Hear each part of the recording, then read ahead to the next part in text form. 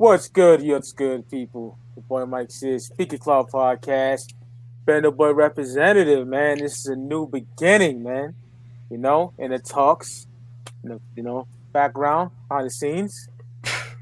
First episode of Goons Clout Gallery in this motherfucker. And its members, myself, the motherfucking Allah Zulu King, the man of fucking 1,000 forever faces. The King of Zool.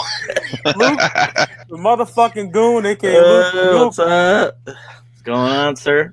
And the best motherfucking filmmaker right now up there with Brooklyn Menace. He does all the dope shit on Fagel Lovers, 20 and 20 documentaries, Slipknot, ICP, Twisted, Alice in Chains, Limp Bizkit, you know it, Jokerz Gallery of Fagel Lovers fame. Yes, sir. Too sweet. Yeah. Hey, you forgot my other title, Larry King of the Underground, bro. Oh, yeah, that's that new shit. That's that new shit, dog. That is that new shit. And you can be expected to see this podcast on Luke's channel, Jokerz Gallery channel. Do it like that. Episode 1 happens to be on Speak Your Clout. And everything Juggalo we're going to be talking about. Wrestling, whatever the fuck you want to talk about. We're going to bring it to you. So, I'm excited. New beginning. So, everyone knows the gathering. I think that's the main topic right now. Yeah. It was kind of a hot button topic. Like, I was actually trying to stay off social media for all that shit because I'm like, I already had my hotel booked and my ticket bought, my VIP ticket bought for Astro. Yeah. So, like, when they announced it, I saw it. I was like, oh, maybe I wasn't like, oh, Astro's these days. I was just like, whatever. And I saw it and I was like, oh, cool. It sounds close to Astro. And then I went and I looked at it. I'm like, goddamn, it's the same goddamn day. So I was like, well. Well, plus, I probably would go to Astro anyway, even if they announced at the same time. Just because Zool's going to be there. Funtime guys are going to be there. I know a whole bunch of other people that are going to be there at Astro. And, for me, that's kind of a no-brainer. Word. I'd like to go to the gathering, but hey, it is what it is. Yeah, it could have come at a worse time for me. There's so much personal shit going on in my life right now, like I told y'all privately. But I would love to go to chill with my crew, bro, and any other cool people.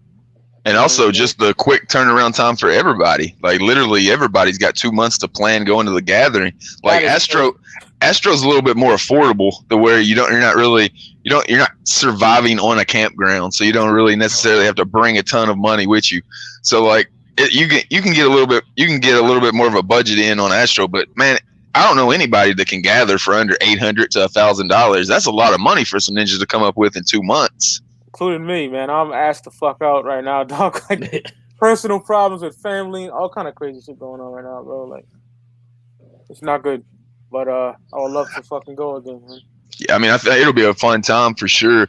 Yeah. I was telling you guys, since 2016, I haven't really been too intrigued by any lineup at the gathering because basically I'd be spending $1,000 and sitting out in the heat for 4 days just to see ICP.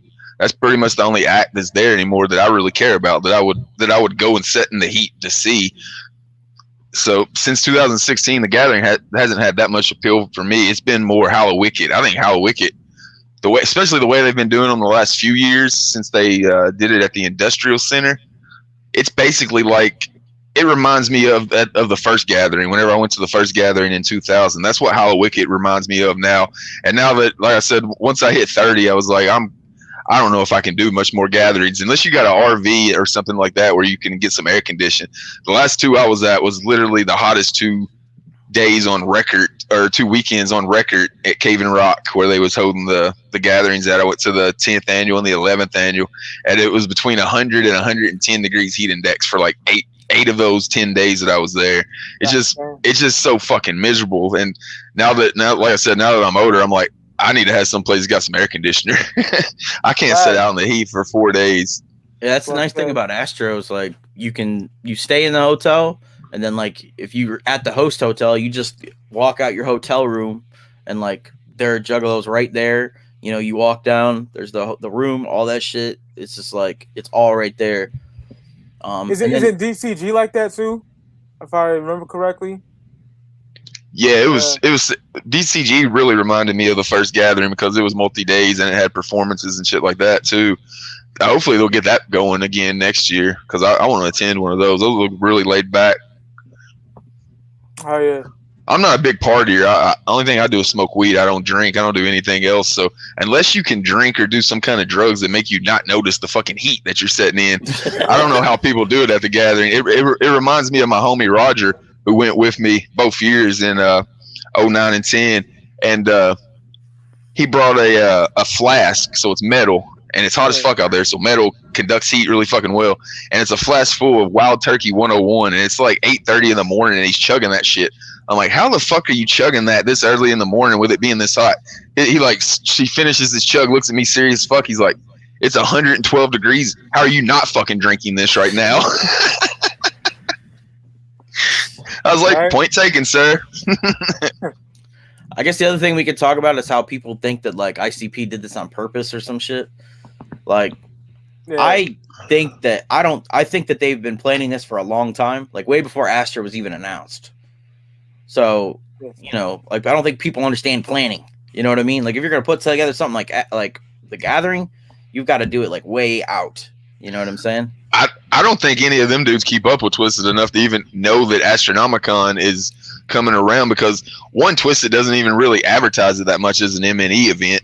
Like Twisted's not on many of the flyers unless you go to Twisted's page. You know Jay ain't following Twisted's page and shit unless he's just stalking them. But I don't think any of them knew about it. And they said on the jam exam that it just came out of nowhere. I think that was the one opportunity that they had, and they just went for it. They were saying that the gathering wasn't going to they were saying it on the jam exam on the Patreon last night. They said the gathering wasn't going down 100%, and all of a sudden this one opportunity opened up, and they said they jumped on it. So I think hearing that even more makes me think they probably didn't even know Astronomicon was on the same fucking days. Yeah. That's possible. Like I said, I don't think they did it maliciously is basically what Nah, me either. Because it's kind of dumb. Like you're gonna cut your audience in half anyway. Yeah, either way you look at it, both of those conventions / gatherings are gonna fucking suffer because of them being at the same time. Yeah. That's the whack part. Like I said, you know, privately, it's so fucking hectic to plan 2 months. You know, like it's a lot of money to think about, though. Yeah, especially for the gathering. Like that's like something where you're like, damn. Like at least with Astro, you just get a hotel room, you're set. You get your ticket, boom. I was watching Positive Vibes with Not Slim One's channel last night, and he was breaking down how much of a pain in the ass it would be for him because he's in Canada. It was going to cost him like an extra $800 to make it to the gathering because he's got to fly. You can't cross the borders. You got to fly over it or something. And then there was some $200 like executive fucking car ride you had to take over back to the country or something. Like it was crazy. It was going to cost that dude like $800 extra on top of what it normally does. So just think about like the people who's got all those restrictions too. To plan that out in 2 months, that'd be fucking hard to do. That's wild, man. To be honest, a lot of people are gonna hate me saying this, but I don't give a fuck. I'd rather have them like push it back next year to just rush it out like that. You know what I'm saying? Gives more people time to fucking plan. Yeah, it makes me wonder who they're gonna what other artists they're gonna book because it's like such short notice, and like a bunch of artists are already planning their own tours. And they took off a day too. They took off a day. Yeah, there's one less day. Yeah. But unfortunately, I would speculate with that. There's probably something else going on at Legend Valley to where they couldn't do it for the normal amount of days or something like that. Yeah. Yeah, I've heard that was like one of their only openings that they had. So like based on what you're saying about how they said they pounced on it, probably what I heard is probably true. That like that was the days that they had available because the place was booked. So I don't really mind if them having it in a rush like that because I wasn't going to go either way. Like I said, I'm kind of over the heat of the gathering, but I think it sucks for people that really takes that shit to heart. There's a bunch of juggalos that have been to every fucking one of them, and those dudes are going to scramble and do whatever they have to do to be able to make it there. And just 2 months is not a lot of time, especially when you weren't planning on it at all, because nobody had even mentioned it as even like an ideal. What up, Blake? He said they shortened it because they needed to plan it, which I mean, I guess makes sense. Yeah, it makes sense. Maybe they don't think they'll have enough acts for it. The way that Jay said it was like a rebirth for Juggalos, I think it's going to be a lot of like Juggalo and underground acts. I don't think they're banking on a lot of it. I'm hoping, and I would be all for that as long as the ticket prices reflect that. As long as they're not, if they cut ticket prices a little bit, I would be all about going and just staying a day or two. But I don't like, it's like $200 to go now, or it was, the last time they did it. If they were able to somehow knock it down because they're not paying all those big names this year, knock it down to $100 for the whole time, that might be able to influence a lot of people to be able to make it. Yeah, I had somebody tell me that they thought it was like an October gathering would be dope, like with bonfires and shit. But I was like, man, it's gonna be cold as fuck. You don't want to be camping out on that shit. But Jamie Madross has been pushing that at the gathering seminars since like 2004. Yeah.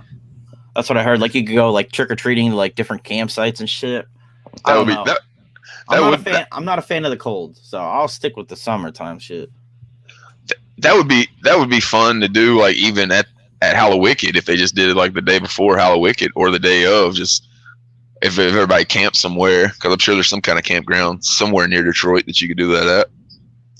It's like no luck for me, because last year the Bazaar show that was planned, there was no doubt in my mind I would have made it, but then fucking COVID happened. Yeah, me too. And I'm not even thinking about it. Then it gets announced, and I'm like, no way even near the fucking going. You know what I'm saying? So it's it's a fuck. I got the bone twice around. You know what I'm saying? Yeah, I know. The one that was supposed to happen last year, it was like literally like an hour and a half away from where I live, so I would have been there for sure. Tuesday. What up, though? What's up, brother? Yeah, it's that new. But yeah, that was a bummer, bro. I had so much shit planned before COVID hit.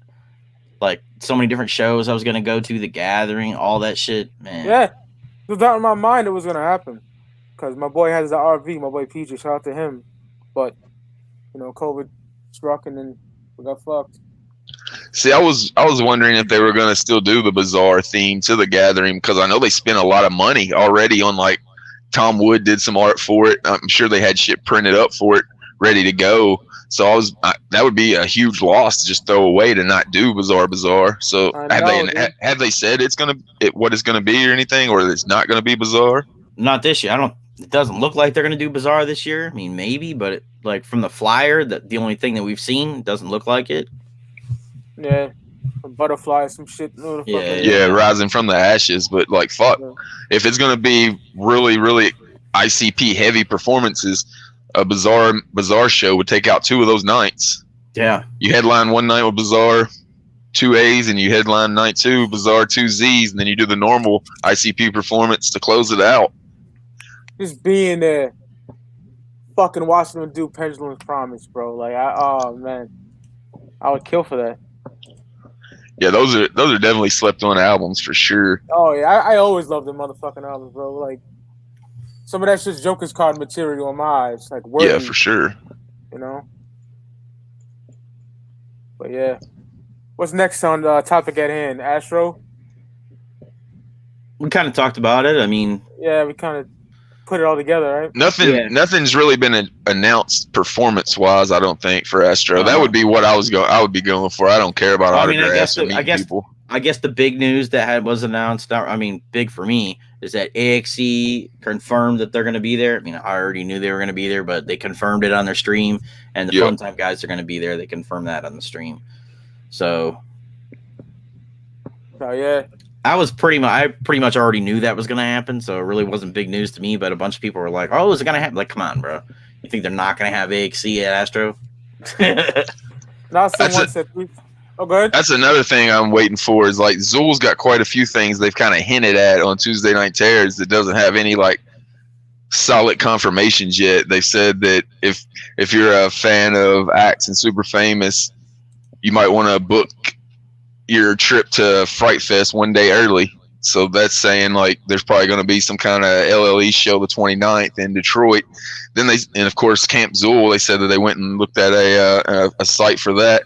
And then there was another thing that Bill was talking about that they just gotten some kind of word about and said it wasn't Camp Zool or anything like that, but it's something that they'd been working for forever. So there's a lot of mystery right now that I'm waiting to hear some Tuesday Night Terrors where they confirm all this shit to decide where I'm going, because right now the plan for me is to go to Hallowicked, because you can see all three. You can see LLE, MNE, and Psychopathic in 3 straight nights. Yeah, people have hypothesized that it was not Fest. What Bill was talking about that one day. Yeah. Oh, we just got a call, like thank you to hooligans and shit like that. People are hypothesizing that it's not Fest, but that was the comment that I seen the most in the chat room whenever he was talking about it. Yeah, but knowing Bill and them, it's like it could be totally something completely different. Yeah. People like to project that kind of stuff. It could be something totally off the wall, totally different. Yeah, for sure.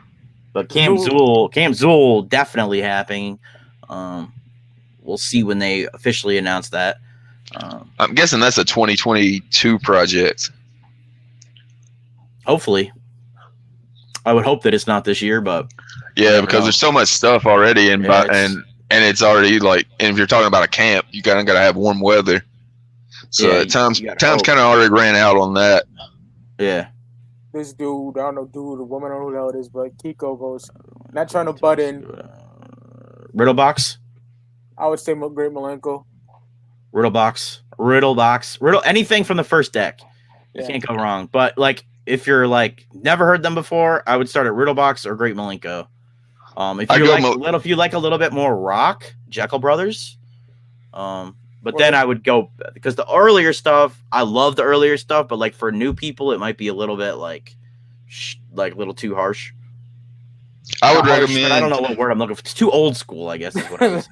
I'd recommend Great Malenko, Riddlebox, and then Forgotten Freshness 1 and 2. That's exactly how I started listening to them, and I'm still here. So that would be the path I would encourage. Yeah, those 3 sideshow EPs are a fucking must too. Yeah, they fit right into the first deck and shit. So you know what I'm talking about, though, Mike, about the first 2. Yeah, like, it could be a little bit of a shock for people if you listen to the first 2 first. Yeah, it's a different sound. It took me a while before I actually really started to enjoy Carnival Carnage. Like, it was always my least favorite original card for like the first couple years, just until I learned the lingo and everything like that, and then went back and hear it, and then now I recognize how great it was. But yeah, I see what you're talking about, because it's not as polished as even a Riddlebox, but especially a Malenko or a Jekyll Brothers. Yeah, I like COC from day one, bro. You know what I'm saying? No, that's how I've always been. Ringmaster was like my favorite growing up. You know what I mean? So, but my crew that I rode with, they at least favorite too. You know, that's why until I met the Bender Boys, they all love COC. So that's why you clicked and shit. You know what I'm saying? So. Yeah, it's my favorite. Yeah, Son of Love. Beverly Kills goes hard. Like when you go back, Beverly Kills is definitely one that you want to listen to. Beverly Kills in my top 5 ICP albums. Yeah, it's bar none. Ridiculous. I love that album. It gets better with age too. Dirty scrub shit. Yeah, you know what I'm saying? And that's something they need to come back, bro. They need to re-release. They need to re-release it remastered too, because the audio is all fucking shitty on the pressings that they have out available and on streaming. Yeah, I ripped them to 320 kbps. They still sound like shit. You know, no matter what you listen to it. So yeah, a remaster would be lovely. Have Isham do it, because his remasters of his records. Yeah. Perfection, bro. I remember them talking about how back in the day they would have to, like, Mikey Clark would be one place, Jay would be somewhere, Shaggy would be somewhere, Jump Steady would be somewhere, like raising and lowering volumes back then when they were recording that shit. So that's why it's all fucked up. Yeah, Kiko, if you like old school, like early 90s hip hop, Carnival Carnage is like that, but it's like killer shit. Like, so if you're into that kind of shit, start a Carnival Carnage. You know, we're just saying, like, for modern ears, like hearing something like Carnival Carnage or Ringmaster is going to be like too old school for some people. Because not for me, but I've heard people say that, like, well, it's their raw stuff. It's like, come on, bro. Ringmaster, you're into that shit. You're into that stuff. start from the beginning and listen. You'll also see the progression of like where they got. You know what I mean? So Yeah, for sure, man. Yeah, you can tell the eras of ICP by their voices. You don't even have to look at the CD. You can just hear their voices and tell what era that is, especially Violent J. Shaggy's kind of kept it a little bit more steady, but Violent J sounds different every album. Yeah, there's a YouTube video about Violent J's progression of his voice. And they go through like all the different sounds. Yeah, I mean, is it like Isham? It's probably. I mean, Mike, you're more versed, I think, in Isham. Do you think ICP and Isham are in certain ways? But Isham's like more lyrical and more fucking just wicked, bro. You know what I'm saying? Like ICP are way more storytellers than Isham is, in my opinion. One of my favorite motherfucking people. Cisnack. Brother boys. That's my brother right there. Missing those UFCDs. I know, dog. You know what I'm saying? Like we got to do the Zool. We got to do the Zool one here, bro. Yeah, and Brooklyn Menace keeps teasing it. It's like, motherfucker, let's get this shit going. And the motherfucking sideshow EPs. I'm fiending to do those, bro. Oh yeah, that'd be dope. I'm down to do a sideshow EP, bro. If they do a sideshow, have me on, bro. That'd be dope. Yeah, hell yeah. Yep. I don't know if I should be on for those because Beverly Kills would get all my votes. Just because that's how, like how Cisnack couldn't vote against a Shaggy 2 Dope fucking solo. I couldn't vote. I couldn't vote against Beverly Kills. I'm pretty partial to Tunnel of Love myself, so it would be hard. Tunnel of Love and Beverly Kills would be hard, and then Terror Wheel with Amy's in the Attic. I mean, come on, bro. Like it's dog. Oh my god. Yeah, I mean it's The Fog. Like the shit. I still say if Dead Body Man wasn't on Riddlebox, Terror Wheel would be looked at totally different in the ICP catalog. If what? If Dead Body Man wasn't on Riddlebox and it was only on Terror Wheel, like the old version. Yeah, if that was if they had just left it to where Dead Body Man was only available on Terror Wheel, I think Terror Wheel would be looked at as a much more classic album because Dead Body Man's the only place you get it is right there. Mm-hmm. People kind of even forget that it's on that fucking album originally. Yeah, that with actual facts. Well, can you imagine if they never remixed Chicken Hunting? They said they didn't want to either, which is funny because now it's like now that's like their song, like it's like the ICP song, really. They even used it for their wrestling entrance. That was their wrestling entrance song. Yeah. That was my favorite. The Smog. Yeah, this nigga knows what's up. Shout out to Eric Johnson. He's a real one. Coming. Eric Johnson's the homie that sent me the Dog Beats vinyl for free. Shout out to him. Oh, dope. Yeah. But yeah, man, looking forward to the return of UFCD. So Brooklyn, stop playing fucking video games. Let's bring it back. You know you missed my piss. You know you missed my piss breaks. Come on, bro. We need to bring it back. Hootie in the Blowfish tournament. Let's go. Oh, yeah. He had a Hootie in a Blowfish shirt, and I said, "Bitch, you ain't no ninja. You ain't no ninja." I could quote that fucking movie verbatim. Dog, same. Yeah. No, it's a classic, bro. You know, I love documentary so much. That's my shit. There was about a year and a half time frame that me and my girlfriend were both juggalos and we didn't have cable, so it was literally just Shockumentary. It would play, rewind, play, rewind, play, rewind, because I mean that's like the only option we had other than watching a fucking movie you'd already seen like 4 times, at least listening to fucking music videos. Yeah, it's funny, like there are so many people who like I remember when Shockumentary was on TV, bro.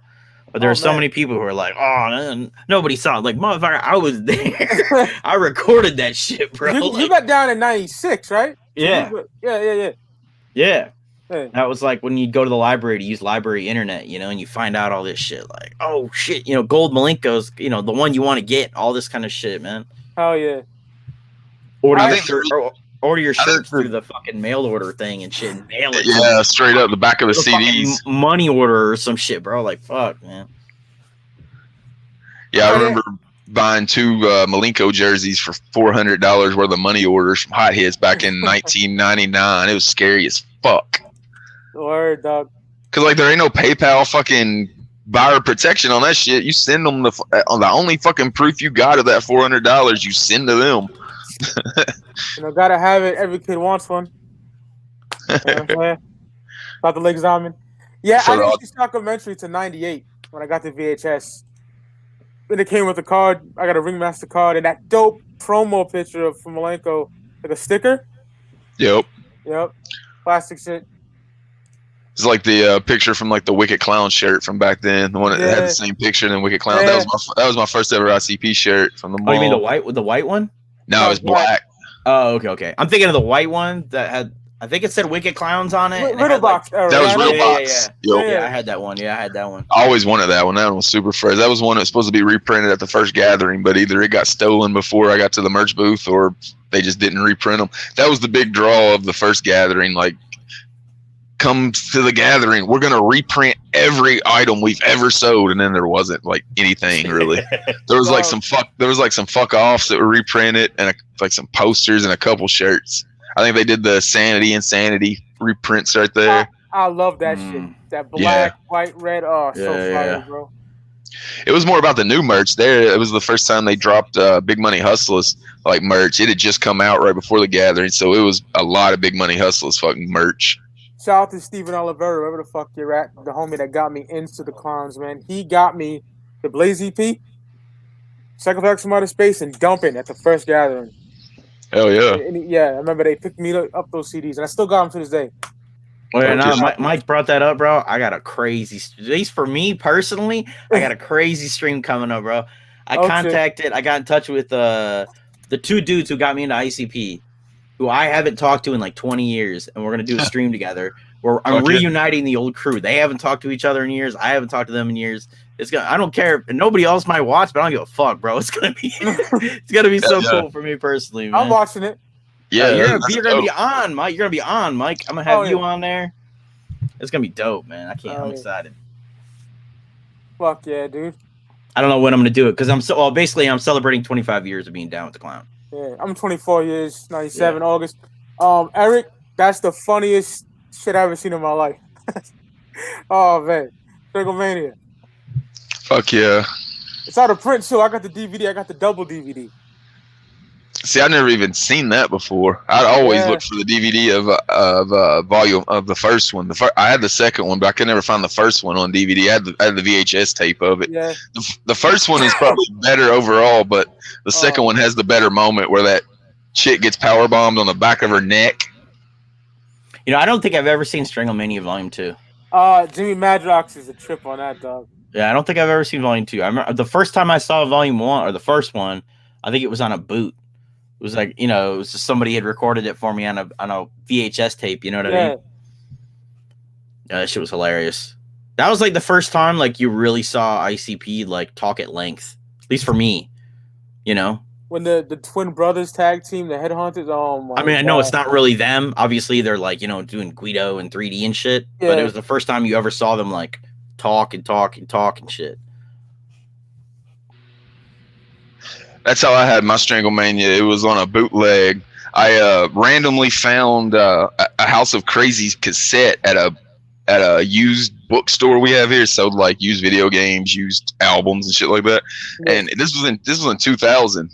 And I don't know how the fuck it ended up in Owensboro, Kentucky, and at a secondhand music store. But I found it, and I didn't want a cassette. I didn't even have a tape player at the time, so I ended up trading it for a bootleg tape of.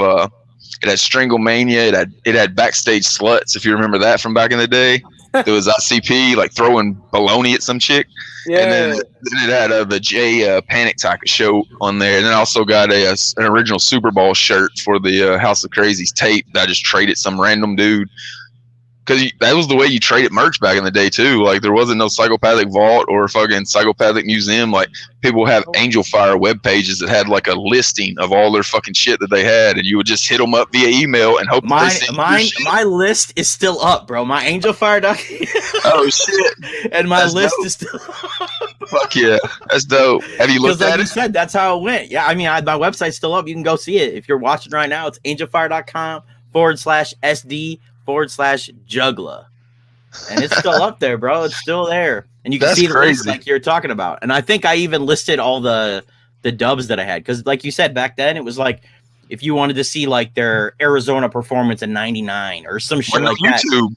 Yeah, well, yeah, it was no YouTube. So people would have like a list of all the stuff they had available, and then you'd pay them like $20 or whatever. They would put together all the clips that you wanted, and then they'd ship you the VHS tape.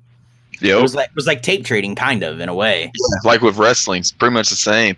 It would just be dub copies. I remember getting some wrestling back when ICP, you couldn't find pictures of them without their face paint, and there was some wrestling they were doing. I think it was ICW was the name of the federation, if I remember correctly. But Jay was called Hector Hatchet, and Shaggy was called the Sewer Dweller. And they weren't wearing any makeup or a mask. They were just coming out straight up with no face paint and shit. So I got a dub of that because I was, trying to find some way of seeing ICP without their face paint besides that shitty mugshot. Yeah, the mugshot. And the one, well, there was also that shot of Jay with the beanie where he's like standing like this and like looking down like that. Yeah. That was two, and then that was the big one that I remember because I remember in sixth grade I did a speech about ICP. I don't remember what it was about, but I just remember I was like, had like slides and shit, man. It was like that kid who did like his dissertation on ICP. You ever seen that video? That college. That's fucking Beastmaster. That's Beastmaster. Oh, is it? Wow. I did not realize it was Beastmaster. Straight up. God, that's hilarious. Shout out to Beastmaster. He always schools the documentaries whenever I send him some kind of request to be on. Like, he'll break out every piece of merch he's got from that era and like display it and fucking film it and shit. Like, so shout out to him, and of course Carnival Spirits as well. Scotty Two Balls. Yeah, that's hilarious, man. Yeah, I remember Beastmaster. Same grade. They did this. There was like what was it? Edgar Allan Poe, the Telltale Heart. I remember I was hearing it going, and then I just started saying I knew it off the top of my head because of the song. You know what I mean? I was like, yeah, I like knew all the words. And she's like, "What?" I'm like, "That's an ICP song." That's dope. I had a couple shirts wise that I had the blue Carnival of Carnage with the black and white. I had the Ringmaster with the glitter. Then I had the giant Riddlebox shirt. I think that like The Rock was wearing or whatever. That just has the giant head on it. And I had the Great Malenko one. I had that White Wicked Clowns one. I had the Hocus Pocus shirt. And then I had the one that said like Insane Clown Posse. And they were like, I think it was like the Columbus shirt or the Toledo shirt where they're standing in front of the crowd.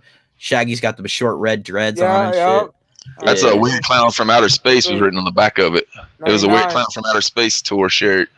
Okay, yeah, I had that one. I used to have it. Every time I think of that blue Carnival of Carnage shirt, I think of that kid going, "Yeah, my parents don't like him, but fuck them." Something like that. Fuck what they say. Yeah, okay, what they say. Yeah. That shirt was dope. That was my favorite shirt, bro. That shirt was so dope. Lord Zero had that on the other day. He's rocking that shit. Oh, hey, I see Adam Unholy watching. Were you the one that wanted me to do that Ridas review? Let me know in the comments, bro. Oh, shit. There he is. There he is. I hit him up. Bro? Bro's here. What up? He's got the appropriate shirt on and everything, man. No, I can't find my headphones. So if my noise is bad, just let me know. Maybe I can try to find some. No, you're good. I don't hear any feedback. You sound crystal clear, dog. Yeah, you sound good. Just let me know because I don't want to be that guy. Yeah, no, I know. Trust me, I know that Mad Max kind of like / interview I had. Feedback was crazy, bro. I had to keep muting him and shit because I was like, God damn it, bro. I didn't want to tell. He came in like in the middle of the stream, so I couldn't get like a sound test before it started. And I didn't want to tell him to go get headphones. I was like, I'll just shoot him every time. That was so funny how Lee Carver started playing the siren every time he started talking because he was talking too much. Yeah. Like, shut the fuck up. Oh gosh. Good times. Yeah, it was. That was fun. I guess y'all mind a couple of spoiler alerts from the jam exam. It's nothing that is going to ruin you watching it. That's fine. Just a couple notes from the funny things that I thought. All right, you remember the Grump single that came out? Yeah, I heard Jay apologize for it or something. Jay and Shaggy both said that song fucking sucked, and they apologized that they had to put it out.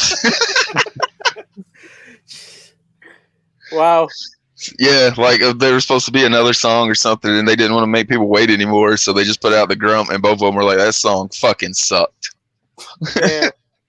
The other thing I thought was pretty cool is they said that Willie Bubba was their attempt at Chicken Hunting 2.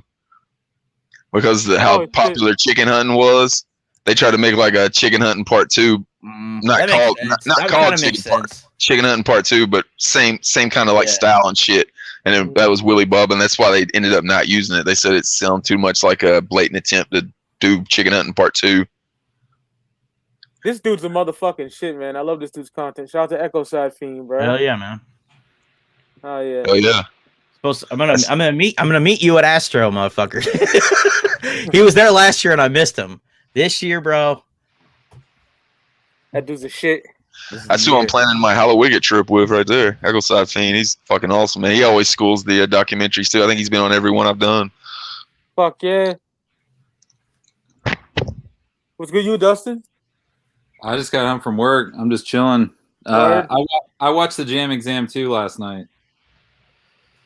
Anything stand out to you that they were talking about?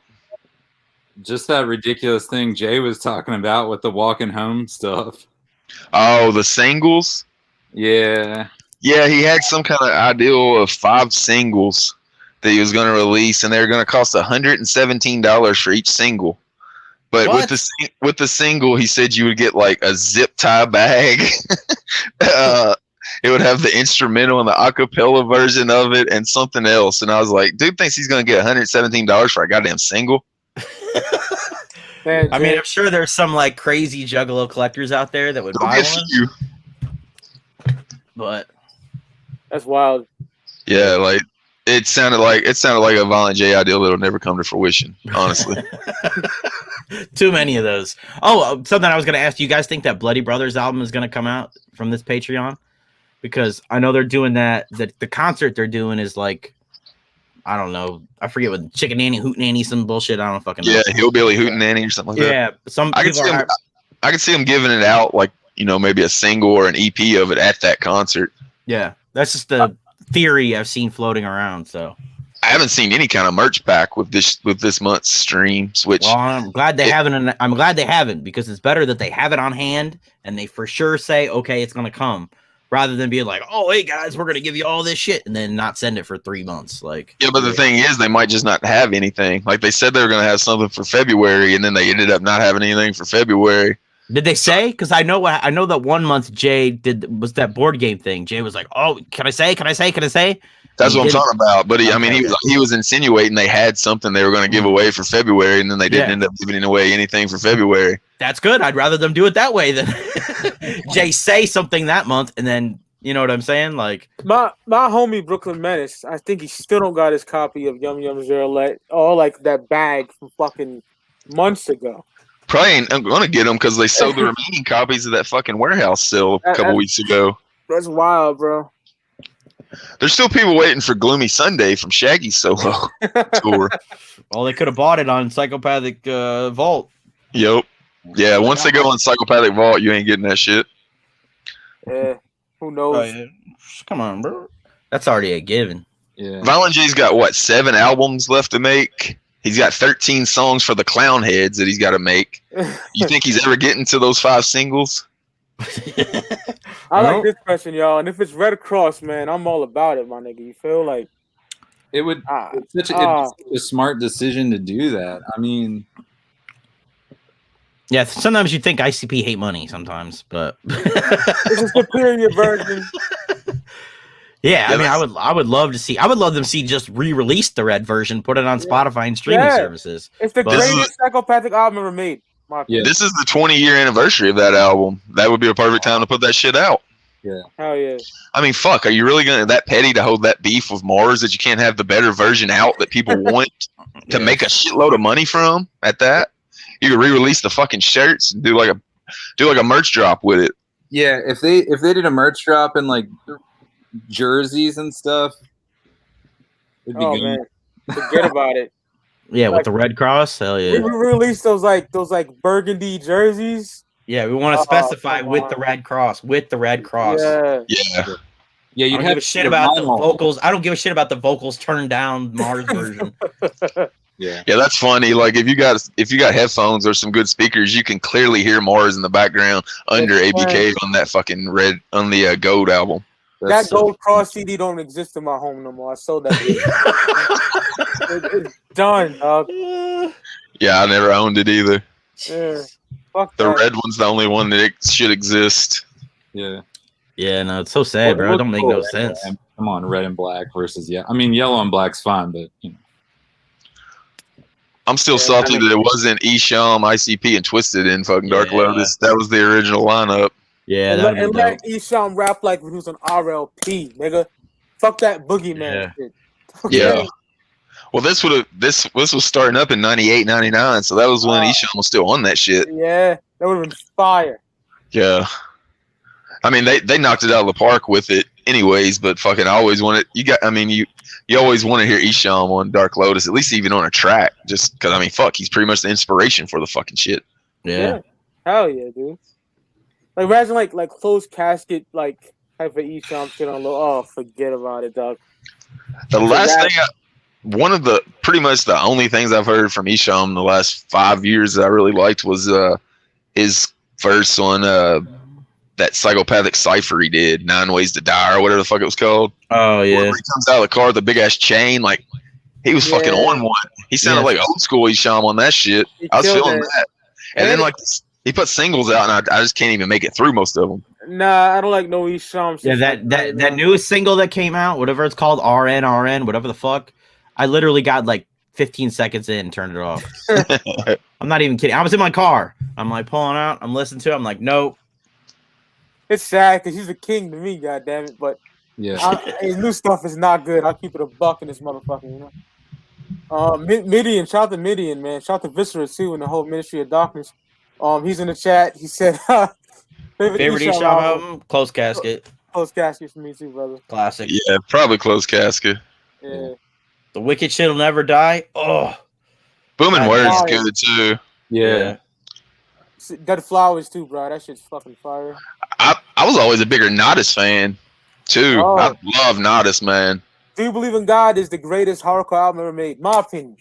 It's up there for sure. Number one I wouldn't be mad at somebody to put it there for sure. It's just so grimy. It is, bro.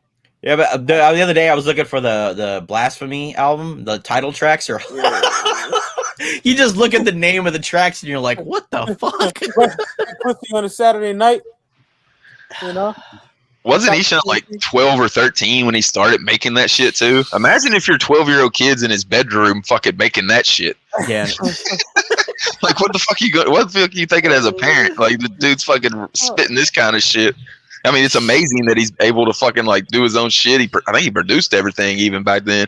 So he was talented as a motherfucker. But like, you're sitting there listening to fucking his raps. His parents got to be scared to death. He's just gonna fucking murder him. On the track "Dance on Life to Death," the first line is album, he said, "Then I gotta kill my people, stab my mother with a butcher knife. Now it's time to take my own life." You know, like he was on that shit. And like, you know, back then people was still like scared of rap. Yeah. Like, you know, people were like fucking scared shitless of fucking NWA and shit. Like, I was just about to say, it was like NWA, like fuck. Yeah. Man. And all of a sudden you got Esham, who's on level fucking 99 above what anybody's talking about. And he's fucking 13. Even people that were into like gangster rap and those kind of lyrical topics, like a lot of those, you know, fans and people were not fucking with like the satanic shit. They were like, they didn't get it. Like, yeah, like Kill the Fetus. Come on, bro. Yeah, they're like, all right, that's a bit much. Like, yeah, right on the cover, like actual dead baby. On the yeah. Like, what the fuck? Yeah, he had that same aura back then as Marilyn Manson did. Like, you felt like you were almost fucking doing something illegal listening to that shit. Yeah. Shout out to Bender Boy's own, man. Silent J. Are we talking about bigger acts? Because if we're talking about bigger acts, I have no fucking clue. I mean, I know some of the smaller guys that are trying to get on the show, but I don't know any. I mean, I don't know who would get on there. Maybe they get R.A. Rugged Man again. I don't know. Yeah, the only obvious ones would be like Ouija and Clownvis. I don't know. Yeah. One of my favorites, fucking Ramirez. He said he's not gonna perform for Juggalos ever. What? That's what he said. Yeah, so fuck him on that. But I love his music. Yeah, his music's great. I bet they can get Alien Ant for him. Yeah. Oh God. Man. Twisted's gonna perform it. No, I mean I don't like. I really have no fucking clue. Maybe they can get fucking the rest of whoever the fuck Cottonmouth Kings are to come out. I mean, Dustin and Joker's Gallery seen the listening party. You know we feel about that EP. Oh, Yum Yum Lure, yeah. Yeah. We don't want to talk about that. All I hear now is Smash Mouth. Anytime I hear that fucking Rain song after watching that. I love the smell of the rain. Oh, it's fucking Yeah, it sounded very Smash Mouthy. I got like 0 body fat.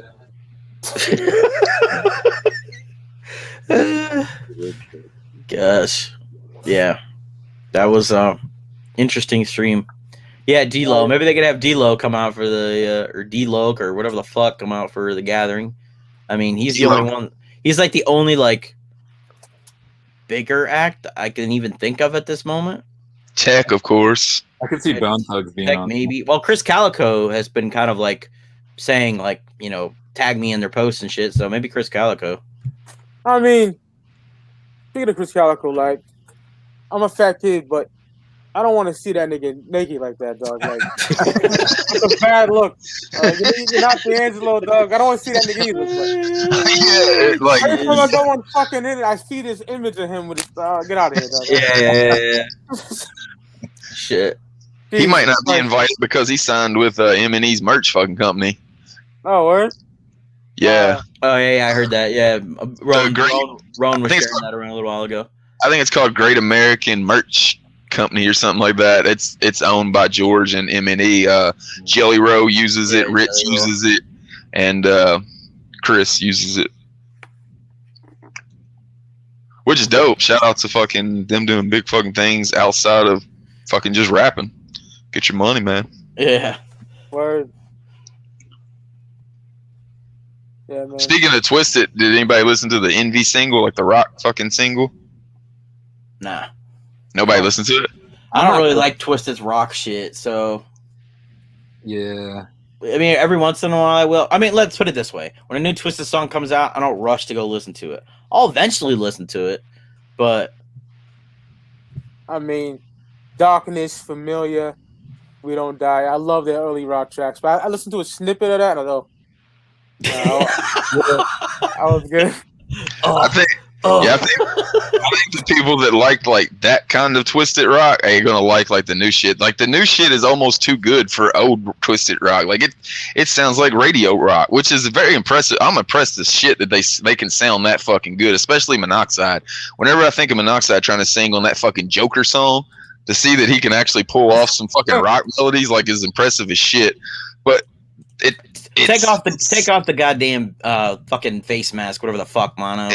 It's too fucking. I know we made fun of you for putting your hat sideways, but I'd rather see your hat sideways than wearing that goddamn. Maybe that's why he switched it up. Yeah, maybe it was. He heard me and Rowan making fun of him. Ooh, hurt his feelings. Yeah, he said he looked weird in a sideways hat wearing a suit. So in this one, he's wearing like a suit and a fucking like ski mask. He's not even wearing the ski mask all the way up. He's got it pulled up some of the time. Does he? You know what? Yeah. Too, like, the old Twisted stuff, like Freak Show, like that rock sound was more like of like a late '90s, early 2000s rock new metal sound, where the new sound is like emo metalcore. September morning, 9-inch, whatever the fuck that group is. What the hell they call it? 9 Ice Nails or whatever the fuck. Yeah, Ice 9 Kills. Ice 9 Kills. Yeah. I kind of like their gimmick that they do like the horror stuff, like their title, their songs are like horror movies and shit.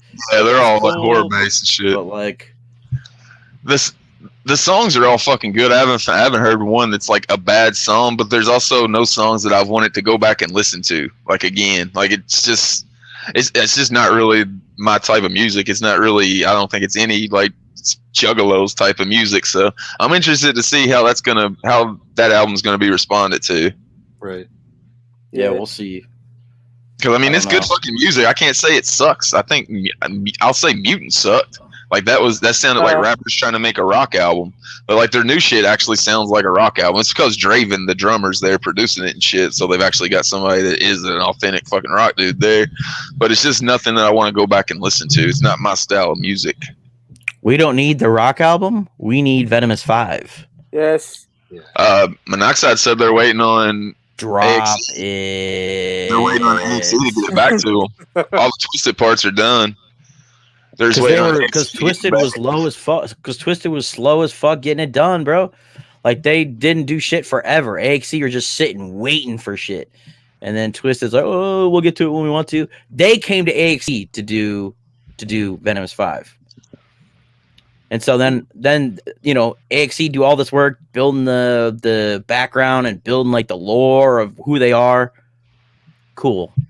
Twisted sit on it forever, messing around with their fucking dumbass rock album when everybody fucking wants Venomous 5.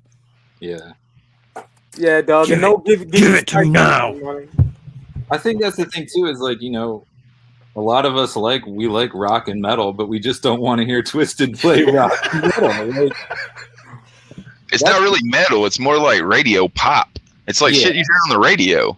Yeah. Well, my thing is this. It's like, okay, that stuff's all fine and good, but I like your other shit more. So I want to see your other shit. You know what I'm saying? Like, this stuff's, it's okay, but I would rather hear murder than fucking of course. Shit like that. Like, come on, bro. It's not gonna happen, but I want a Twisted record with Bad Mind, Zombie Aristocrats, Jake One, because he did Seance on Darkness, which I like. Let Billy Obey produce a track or two. Yeah, Billy. I would love that. Ain't gonna happen, but I would love that. Yeah, that would be dope. It might happen on like a single VIP single they give away or something. They might just have it. Fucking features, please. I speculate that Venomous 5 got put on the shelf because kind of the ideology and like the topics they were talking about was kind of like plagues and poison and shit like that. And I think the other part of it is that I think they put it on the shelf because of like, the whole outbreak thing. Like it didn't seem like a good time to release that style of album. Because of that, but for different reasons. They put it on the shelf because I did an interview with Lee Carver where we kind of talked about it.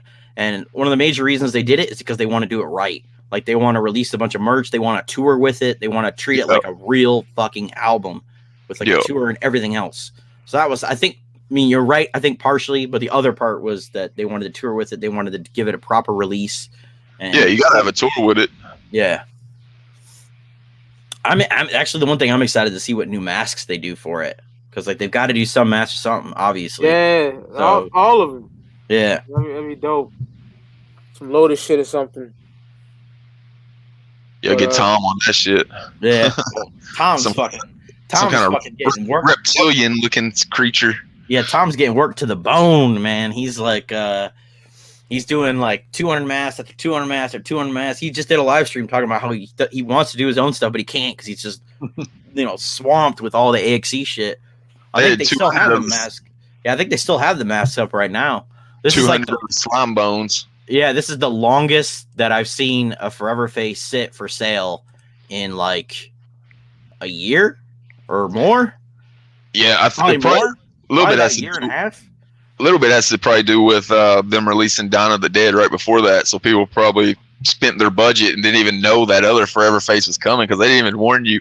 It was like, if you don't get Dawn of the Dead, we got something for you, but they didn't say it was another Forever Face. So like people might have like spent their money on Dawn of the Dead because it was limited, so people jumped on that shit quick as fuck. Yeah, there are 50 of the Dawn of the Dead by Brendan Philbrick, the homie. But the other thing about the slime one is that I'm just gonna say it. It's kind of a lazy design. Like it's just the bonehead with green. Like they have so many faces they could have done. They could have done an Isolator. They could have done a Grunge Cake. They could have done a Blood Soaked. They could have done like a Don Don. They could have done anything else. But all they did was flip the colors of the bonehead. Like, oh man, that's my take on it. I think they tried to keep it simple so they could make a big number because they hear a lot of complaints that some people still haven't been able to get Forever Faces. So I'm guessing they probably try to make a big number to get everybody one because that's still a comment I see a lot during Tuesday Night Terror is I still haven't got a Forever Face and I've been trying for like 4 months. You'll see that comment all the time in there. So I think that's what that drop was for, kind of. Yeah, I think they limited the numbers you could buy as well. Yeah, Bill commented that one of the reasons why they dropped them so quick because they put like 3 out in a month or something like that is that he did want to get them to people that didn't have any. So, you don't have any excuses now. This one's been sitting for close to a day now. So I mean, if you want one, 2 days. yeah, Zulmart.com. It's still up. $99. Boom, you get your forever face. I've been digging the shirts they're releasing too. Like most of it's eight legs artwork, but oh yeah, the Mortal Kombat one was super dope. I like that Return of the Living Dead one. Yeah, that one was really dope too. I was like, oh shit, party time. I think that's how we were talking about. LLE's merch is so much better than M&E's merch is these days, and I think like 8 legs is the reason. Everything that LLE does is like 8 legs, and he fucking schools pretty much everything. Yeah, anymore. But even before that, man, AXC were killing it with shit like jerseys by Legion and shit. Like even before that, they were killing the game with their merch. They stayed in embroidered jerseys. Yeah, but now that legs is in there, now it's like, forget about it, bro. It's over. Game over, bro. They're killing it. I like how use of the label logo too. You know, they always put the logo on the back of the shirt, or they include it. And I like that logo, so it looks good. Yeah, I'm interested to see what's coming up for them. Like we've already talked about a little bit, that they've kind of insinuated that they've got some shows and big things coming up. Just waiting for the actual announcements for it to be able to plan. I like it so much. I got it tatted. There we go. Hey, it's a great logo. So long live Evil, smack your bitch ass on the regular. Love that line. Oh yeah. Yeah, Russ knows what's up. I've still been jamming the fuck out of Super Famous Fun Time Guys. I got the whole back catalog. I pretty much know by heart, other than our album, which I'm still trying to find a fucking physical copy for under like $100. Yeah, good luck with that one. One was on eBay for $65, and like by the time I fucking went to get it, it was already gone. Oh yeah. From what I've heard, it's actually in like a couple stores. Obviously not near you, but like they dropped them off at a couple in stores, you know. So maybe you get lucky. Yeah. That's crazy. Oh yeah. All their shit goes for fucking super expensive once it fucking goes out of print. Even like the Two Famous Dudes Cruising the Tunes, that fucking thing's like $50 now, and it's just like a karaoke fucking CD. It's good. I like it. That's why I've been looking for it. I'm tired of jamming it on fucking YouTube. Yeah, they got that new single coming out here soon too. June 7th, I think, is the date they keep pushing. Something like that. Yeah, I can't even remember the name of it, but it's coming soon. So, how long have those guys been around? Because I was only familiar with them, you know, relatively recent with like their newer album. Like 4 years, something like that. Oh, okay. Yeah, because they performed at UP Festival when that was still a thing. So, yeah, I think 2017 is whenever they first came around. I think because I remember Chuck Reeves having an interview with them, like way back in the day, like when they first gotten together. Yeah, shout out to those dudes, man. They're ill. Big fan. Yeah, for sure. Oh yeah. Wait what they drop next, you know. Yeah, man.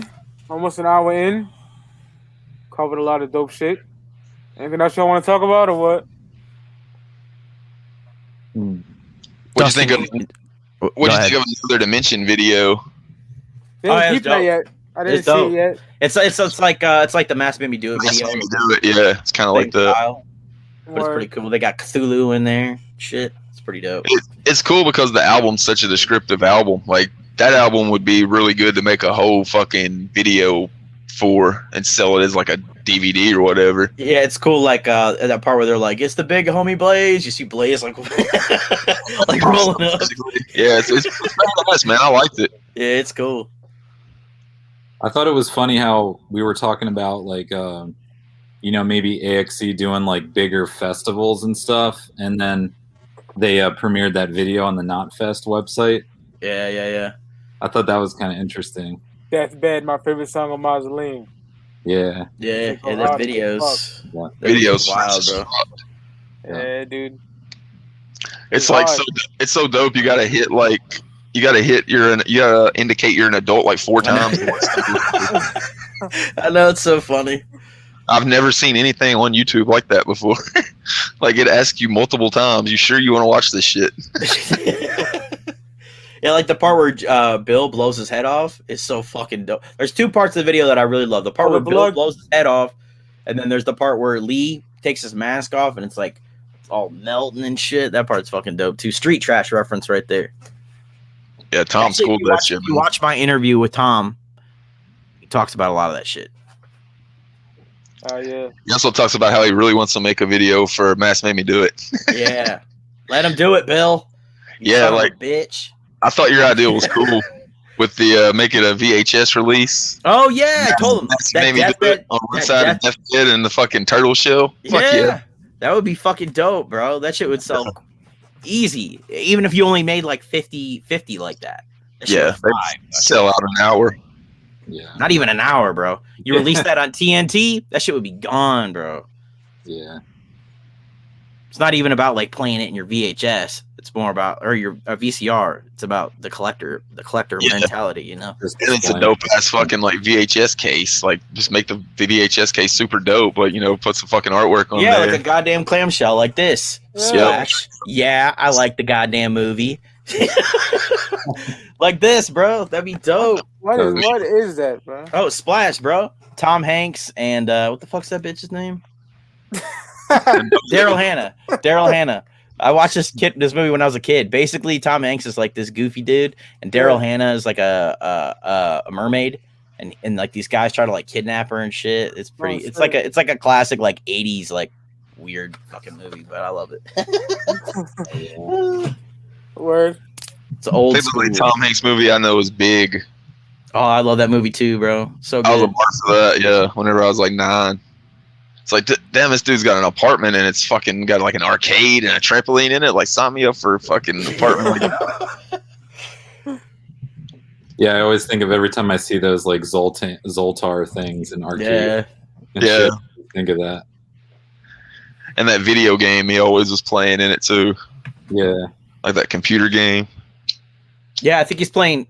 I think early on he's playing like King's Quest, one of the early King's Quest games. Like when he's a little kid at his computer, that's like a fucking all like one piece or whatever the fuck it is. Oh yeah. Yeah. Best video game movie from the 80s / maybe it might have came out in 1990 was The Wizard. Yeah. You remember that shit? Well, it showcased the greatest Mario game of all time, in my opinion. That's what was so fresh about it. You'd never seen that fucking game until then. My favorite video game movie, which may be cheating, is Brain Scan. With fucking Edward Furlong. Have you seen it, Dustin? No, I know what you're talking about. Man. I wonder if I heard the Blu-ray. Anyway, it's this movie where it's like Edward Furlong, and he sees an ad in a magazine, I think, and it's like this virtual reality game.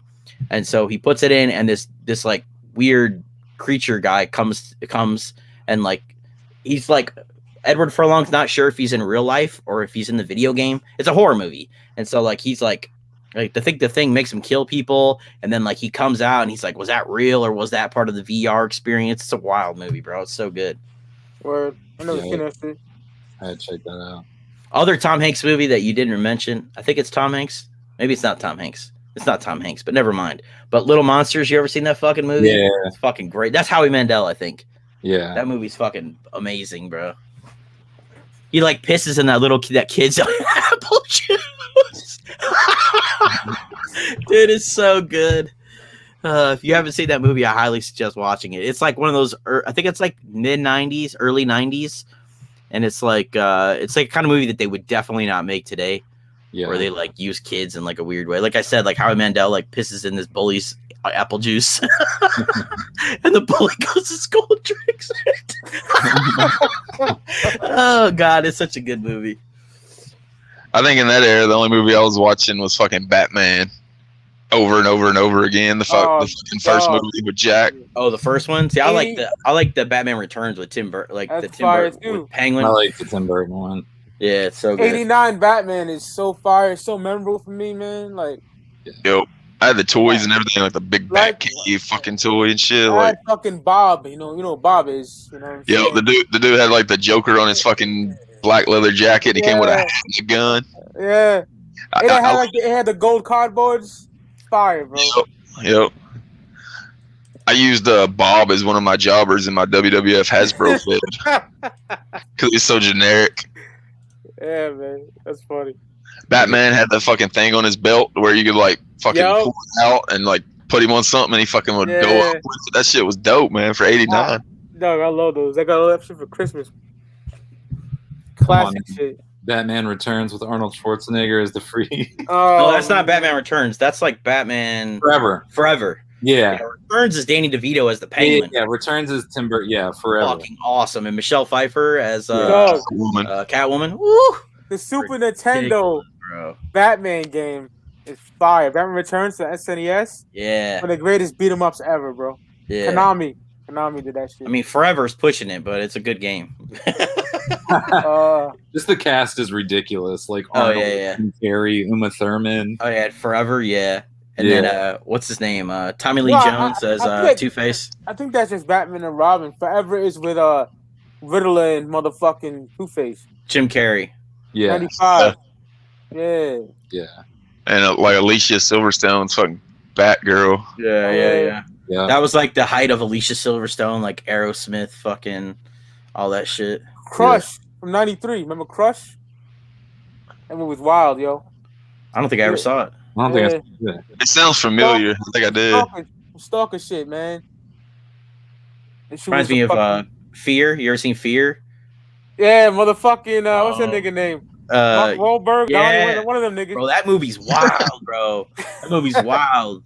He's like beating himself on the chest and shit. He cut the motherfucking dog's head off and threw it in the crib. Yeah, that movie's crazy. If you haven't seen Fear, that movie's fucking dope. Yeah, it's wild. It is, bro.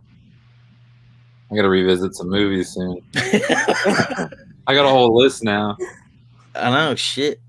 Splash better be on that goddamn list. The next stream will just be a Splash review. Next Thursday, Splash review. They're talking about Splash. Man. Shit. Actual Splash. Do you still watch that VHS copy? Like you got a VCR? No, I don't even have VCR. Not yet, anyway. I eventually plan on get one. I have a couple VHS tapes. You ever seen the movie Excalibur? Yeah. That movie's dope. I got like two or three copies of that on VHS. Problem Child 2. I got that on VHS. I still got my Shockumentary from original Shockumentary VHS tape. That's sick. Oh, I got The Ring, the original The Ring on VHS, just because, kind of on theme. Yeah. Man, I think we did long enough, no? An hour long? Yeah, that was a quick ass hour. Yeah. Well, man, new shit to come, man. Goons Clout Gallery. Keep it on my channel, Luke's Jokerz Gallery. You know what I'm saying? Rotation. Pay attention to the socials. You'll know which one it's on. Hell yeah. Special guest, Dustin. Shout out to him, the homie. Link me with your channel, bro. I didn't watch anything in your channel.